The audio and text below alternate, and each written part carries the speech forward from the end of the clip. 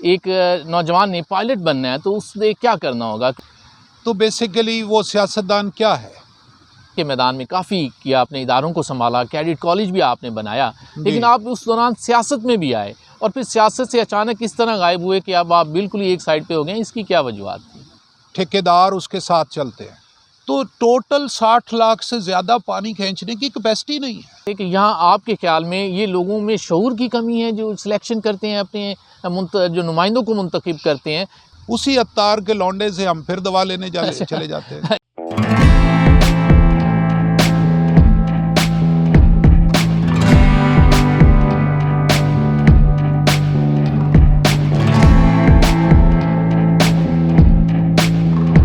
अस्सलाम वालेकुम। प्रोग्राम आपकी आवाज़ के साथ मैं हूं सैयद अदनान नूर और आज एक नए सेट से आपके साथ। और आज मेरे मेहमान हैं कमांडर रिटायर्ड सुहेब फ़ारूक साहब, और जंग की जानी पहचानी शख्सियत हैं और सियासत में भी इन्होंने अपना किरदार अदा करते रहे। और इनसे बात करेंगे जंग की सियासी सूरत हाल पर और जंग की मौजूदा सूरत हाल जो इस वक्त जंग के हालात हैं इस पर भी, और ये भी जानेंगे कि पायलट इंसान बनता कैसे है। तो इन्हें अपने प्रोग्राम में खुशामदीद कहता हूँ। अस्सलाम वालेकुम सर। वालेकुम अस्सलाम। अच्छा सर, सबसे पहले तो ये बताइएगा कि एक नौजवान ने पायलट बनना है तो उसने क्या करना होगा? क्योंकि ख्वाहिशात तो बहुत सी होती हैं, स्टूडेंट ख़ास तौर पर सोच रहे होते हैं कि हमें पायलट बनना है, तो कैसे पायलट बना जा सकता है?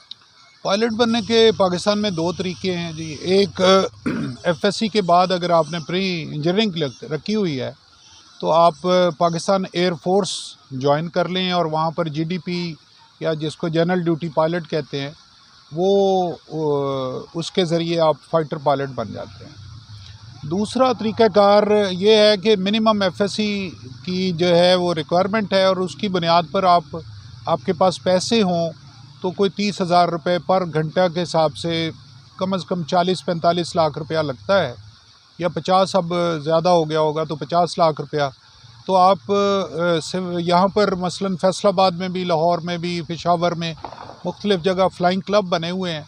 वहाँ जाकर आप 160 घंटे अगर फ़्लाइंग करते हैं तो आपको CPL या जिसको सिविल पायलट लाइसेंस कहते हैं वो मिल जाता है, और फिर आप उस मुख्तलिफ़ एयरलाइनों के ज़रिए आप एयरलाइन के पायलट बनते हैं। यानी प्राइवेट एयरलाइन में आप जेट तैयारे ये वो नहीं, यानी फ़ौज में शामिल नहीं हो जी, सकते? वो फ़ौज में नहीं होंगे, आप फिर अपनी जॉब्स करते हैं। वो भी बड़ी अच्छी एयरलाइंस की जॉब्स भी आजकल को पायलट भी 12-13 लाख रुपए सैलरी मिल जाती है। अच्छा जी। अच्छा, इसमें फ़िज़िकली तो फिर बंदे का फिट होना भी तो बहुत ज़रूरी है ना? अब कोई लड़का ऐसे ही समझे कि मैं बन जाऊँ तो ये मुमकिन है? जी, एयरफोर्स के लिए फ़िज़िकल फ़िटनेस बहुत ही गैर मामूली चाहिए है और शार्पनेस और चीज़ें हैं, क्योंकि वहाँ स्पीड्स बहुत ज़्यादा हैं। वहाँ फ़ाइटर फ्लाइंग में जो है वो रिफ्लेक्सेस बड़े फ़ास्ट चाहिए हैं और उसमें सेकंड्स का ज़्यादा मामला है, क्योंकि उस फ़ाइट्स भी हैं, फ़्लाइंग भी करनी है जहाज़ आपने, और फ़ाइट्स भी करनी है, नेविगेशन भी करनी है, और वहाँ फ़ास्ट चाहिए।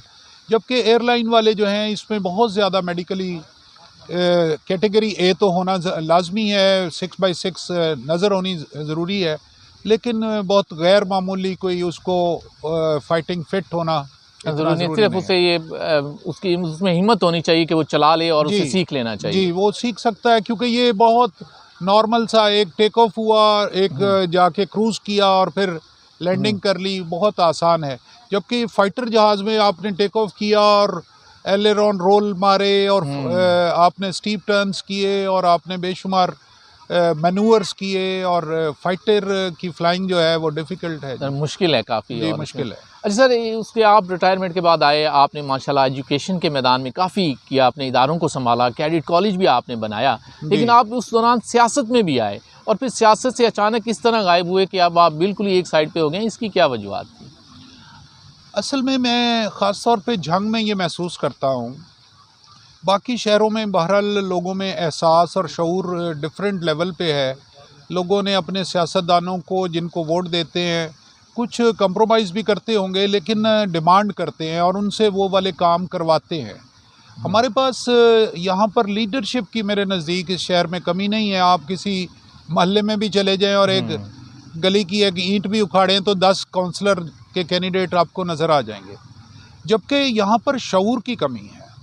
शऊर इस एतबार से कि हमें जिसको अपने फ़ायदे की समझ ना आ रही हो, जिसको ये मालूम ना हो कि मेरा फ़ायदा क्या है, जिनको 70 सालों में ये नज़र समझ नहीं आ रही कि जो हमारे सियासतदान हैं यहाँ पर मौजूद, वो सिर्फ़ एक ही तरह की बात कर रहे हैं। अगर आपको मैं यानी कोई नज़रियाती किसी ख़ास पार्टी, किसी ख़ास ग्रुप उसका नहीं बात कर रहा, लेकिन मैं अब आपको बताता हूँ कि जंग में अगर आपने किसी सियासतदान बड़े को देखना है तो बेसिकली वो सियासतदान क्या है?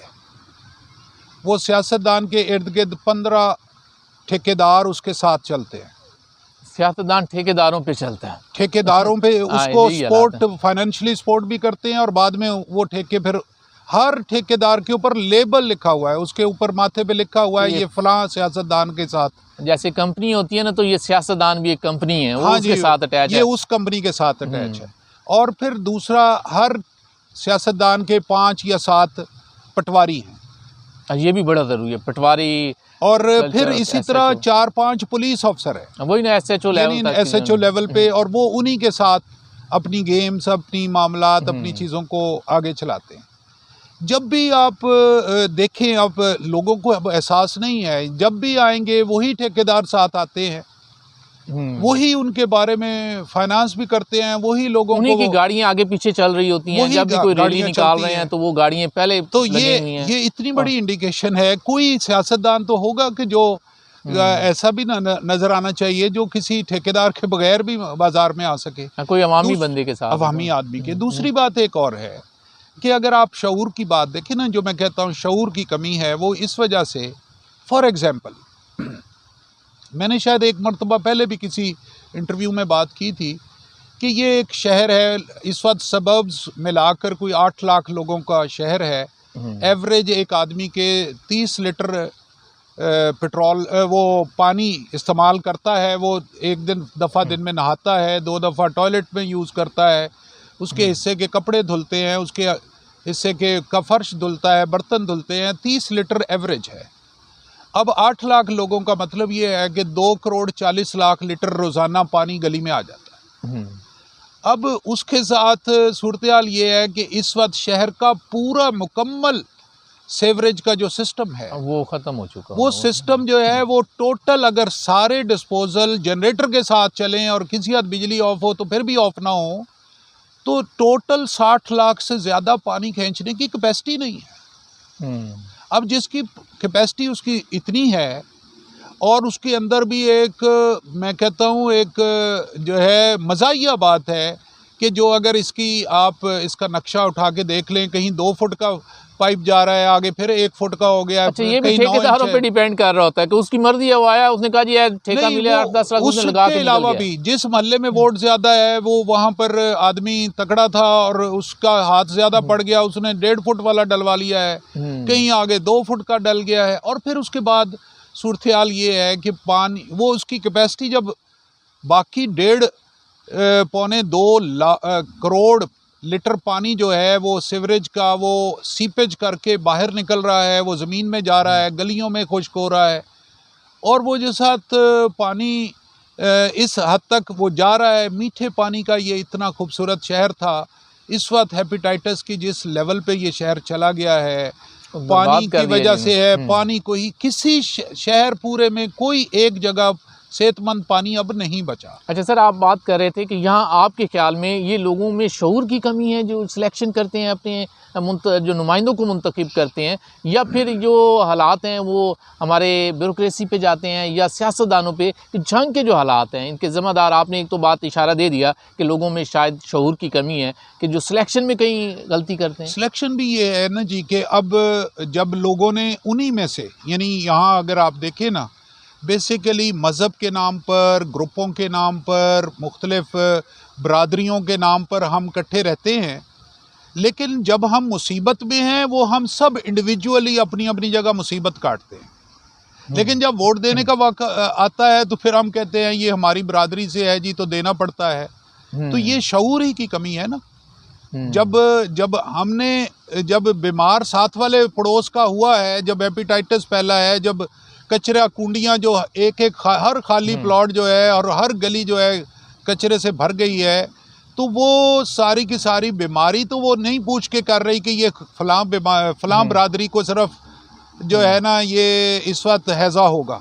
अच्छा, आपकी बातों से ऐसे लग रहा है कि सारा कसूर सियासतदानों का नहीं है, यहाँ वो बच रहे हैं, कहीं ना कहीं आवाम पे भी आ रही है ना बात। शऊर की जब बात आएगी तो ज़ाहिर बात है आवाम में। मैं ये वाज़ेह समझता हूँ। मुझे आप ही बताइए ना, एक आप मार्केट जाते हैं, आपके पास ये आपको 4 दुकानें नज़र आती हैं, वो आपको पता है कि ये आपके साथ आपसे पैसे ले रहा है और उसके बदले में आपको जो चीज़ है वो नहीं देगा, अपनी ज़िम्मेदारी अदा नहीं करेगा, आपसे कीमत वसूल कर रहा है वोट की सूरत में।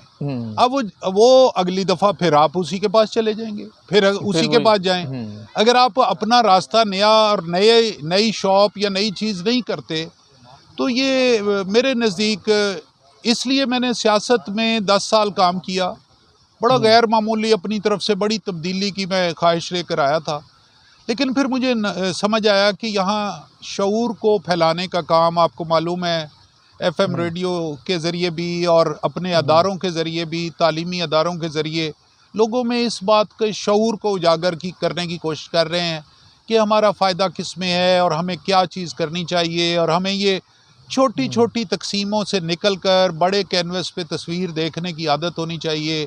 शहर को कहाँ लेकर जाना था, हमारी रिच कल्चर है इस ज़िले का, हमारा बड़ी रिच हिस्ट्री है, हमारी ये तमाम चीज़ें हमने एक साइड पर रख दी हैं और हम उस बरादरियों, उस मज़हब, उस चीज़ों के नाम पर एक्सप्लॉइट अपने आप को कर रहे हैं और रोज़ाना नीचे जा रहे हैं।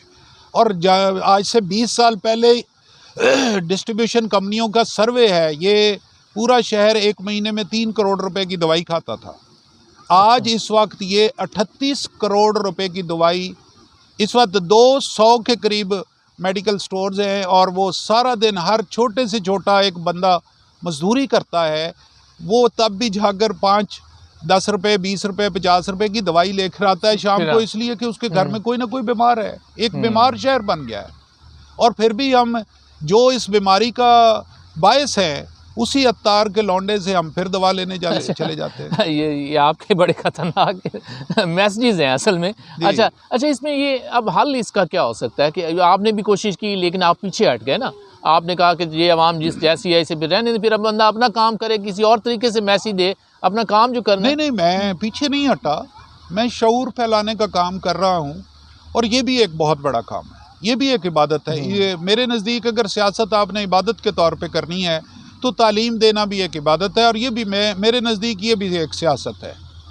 ये जो सियासतदान है उसका टारगेट चूँकि अगला इलेक्शन है और मेरे नज़दीक तालीम के ज़रिए मेरा टारगेट अगली नस्ल है। ये बात है असल के फ़र्क बड़ा वाज़ेह है कि कुमार साहब ये बता रहे हैं कि इनके नज़दीक जो फ़र्क है, बड़ी अच्छी बात इन्होंने की कि ये अगली नस्ल की ट्रेनिंग कर रहे हैं कि उसे किस तरह शऊर देना है। जबकि हमारे जो अवामी नुमाइंदे जिन्हें हम खुद मुंतखब करते हैं, उनकी सोच ये होती है कि अगला इलेक्शन किस तरह जीतना है और उसके लिए उन्हें क्या करना है, किस किस को घेरना है।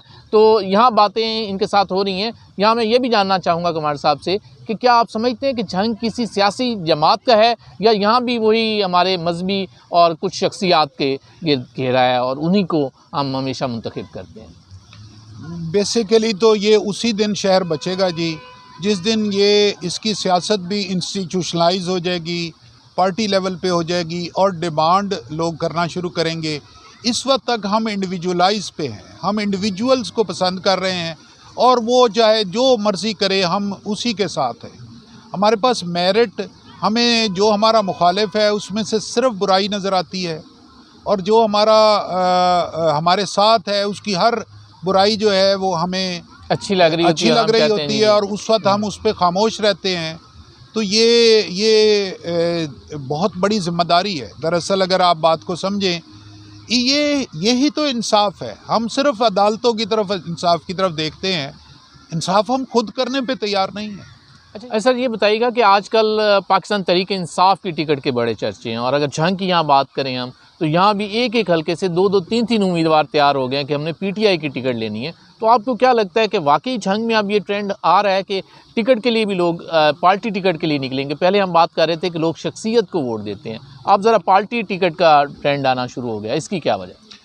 हाँ, ये इस दफ़ा एक बहुत बड़ी चेंज है। असल में अवेयरनेस की कैंपेन्स PTI की खान साहब ने जितनी चलाई हैं उसकी बुनियाद पर पॉपुलैरिटी का और एक ट्रेंड है, एक ओवरऑल पिछले जो हमारे ज़िमनी इंतखाबात हुए हैं उनके ज़रिए भी जो चीज़ प्रूव हुई है।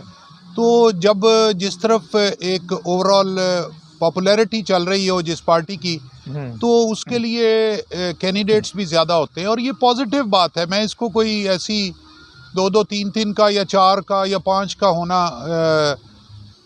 कोई इतनी बुरी बात नहीं मैं समझता। और इसमें मैं इसको इस अंदाज में भी मैं देख रहा हूँ, मसलन शहर की सीट पे शायद 4 लोग इंटरेस्टेड हैं।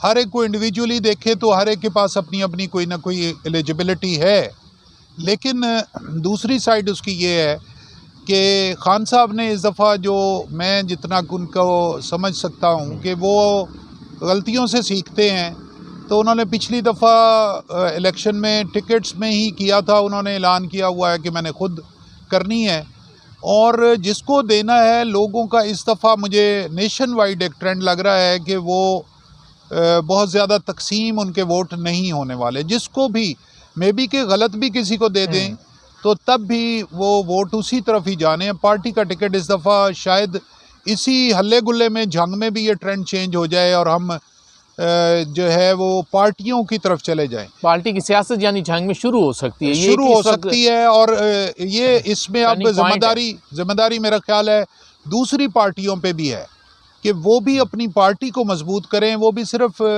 इंडिविजुअल्स को या इलेक्टेबल्स को ही ढूंढने की बजाय वो अपना जो उनके पास जो मंशूर है उसको पब्लिक करें। और अब कंपटीशन होना भी ये है, और जो कि वेस्ट में है, मैं दुनिया में जहाँ जाता हूँ कि वहाँ पर मंशूर पे बात होती है कि मैनिफेस्टो क्या है, आप आने के बाद क्या करेंगे, और लोग अपने काम बताते हैं और उसी की बुनियाद पर एहतसाब भी होता है, उसी की बुनियाद पर लोग वोट डालते हैं। अच्छा, हमारी सियासत का बड़ा अजीब चक्कर है। यहाँ इल्ज़ामात की सियासत होती है, यहाँ बड़े बड़े जलसे हो रहे होते हैं, वहाँ ये नहीं बताया जा रहा होता कि मेरी पार्टी का मंशूर क्या है या हम क्या करेंगे पाकिस्तान के लिए, बल्कि बताया ये जा रहा होता है कि उसने ये किया, वो चोर, ये चोर। इस चक्कर में एक दूसरे को और आवाम को रखा गया है। यहाँ नहीं बताया गया कि आप करेंगे क्या, पाकिस्तान को इस मुश्किल हालात से कैसे निकालेंगे। यहाँ लेंगे एक ब्रेक और ब्रेक के बाद फिर वापस आएंगे प्रोग्राम आपकी आवाज़।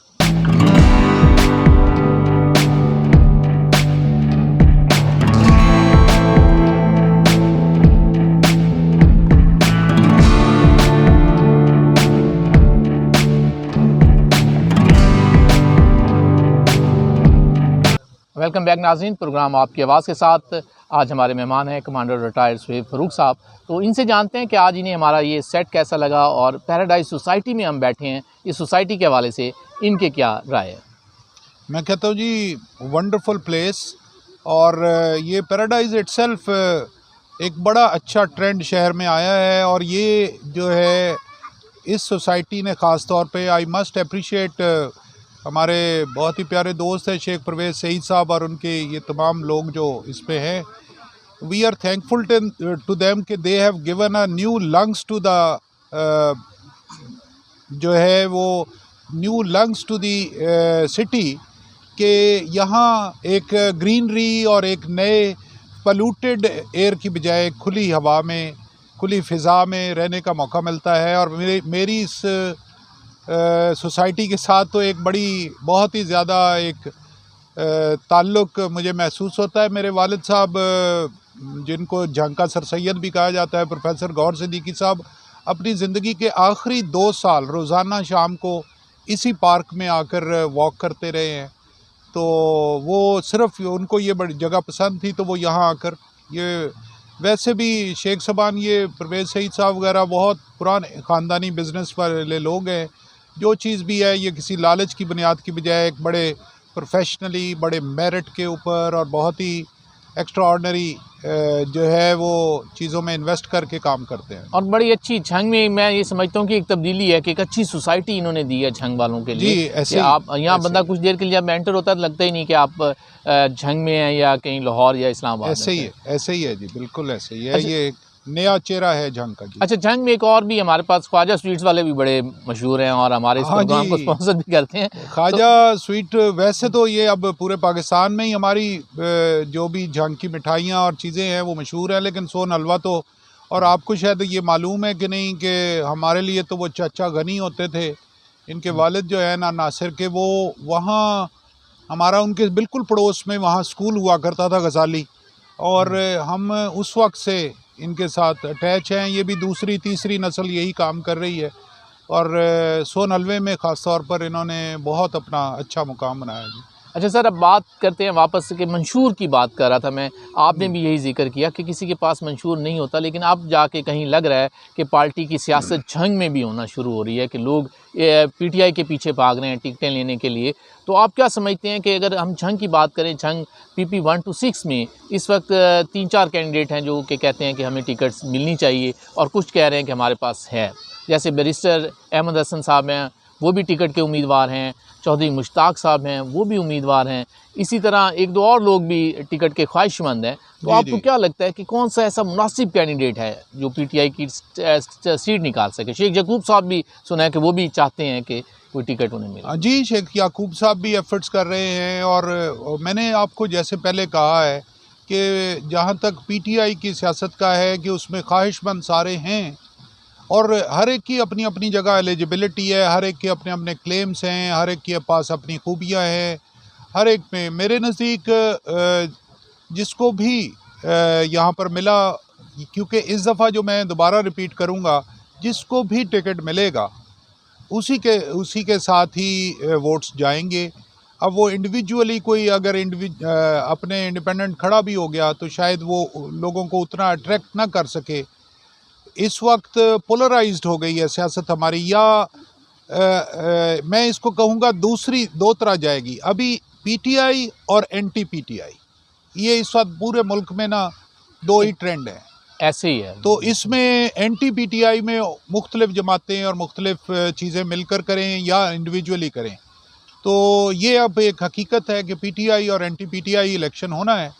तो इस वक्त तक ये है, और जैसे आपने कहा शेख याकूब साहब का, मुश्ताक साहब का, बैरिस्टर साहब का, वो हसन तिरमिज़ी साहब भी शायद वो भी उसमें इस दौड़ में शामिल हैं, बहुत सीरियस कैंडिडेट हैं वो भी।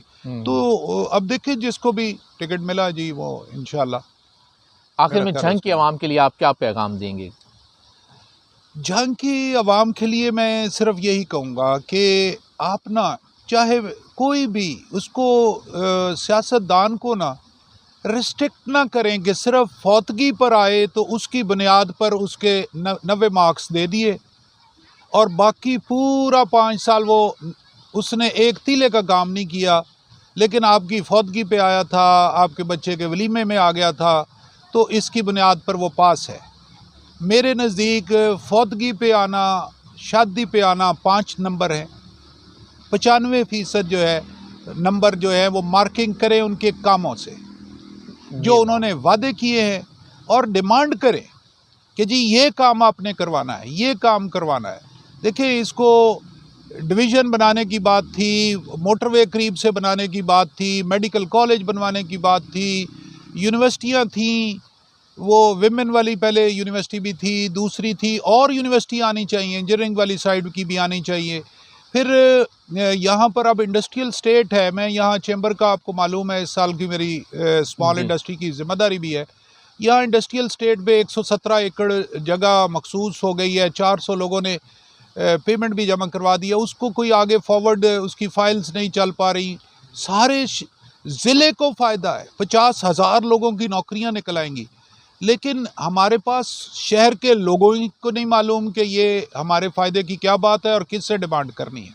हमारी सियासतदान वो है जो हमारी ज़िम्मेदारी लेता है कि हमारी और हमारे बच्चों का फ्यूचर वो देखेगा, जिसको हम हैरान ये होते हैं कि हमने 1 किलो अमरूद लेने हो तो हम आधा घंटा उसको सूंघ कर हम तोलवाते हैं, लेकिन जिसके हाथ में हमने अपने बच्चों का फ्यूचर देना है, अपने शहर का मुस्तकबिल देना है, अपने शहर के पूरा निज़ाम देना है, उसको हम करते हुए हम ऐसे सवाल अपने ज़हन में कर लेते हैं कि मुझे ये मेरे फ़लाँ बरादरी वाले ने, मेरे ताल्लुक ने, दोस्त ने, फलां ने कहा है, बस अब कह जो बैठे हैं जी, वो साड़ी फौतगी ते आ गया जी। तो ये इससे निकल आए, कुलखानी की सियासत से निकलना होगा। कुलखानी की सियासत पे अब कुलखानी पढ़ लेनी चाहिए। जी, बहुत शुक्रिया कमांडर साहब, आपने आज प्रोग्राम में हमें अपना कीमती वक्त दिया और बहुत सी अच्छी बातें की हैं, और ऐसी बातें कि जिससे कोशिश हम यही कर रहे हैं कि शऊर लाने की। जैसे कमांडर साहब ने कहा कि मैं इस ट्रैक पर चल रहा हूँ कि मैं शऊर लाऊँ पब्लिक में, तो मैं समझता हूँ कि हमें ये कुलखानी की सियासत से बचना चाहिए, ऐसे सियासतदानों से बचना चाहिए और हक़ और सच का साथ देना चाहिए। इसके साथ ही अपने प्रोग्राम के मेज़बान सैयद अदनान नूर को इजाज़त दीजिए। अल्लाह निगहबान।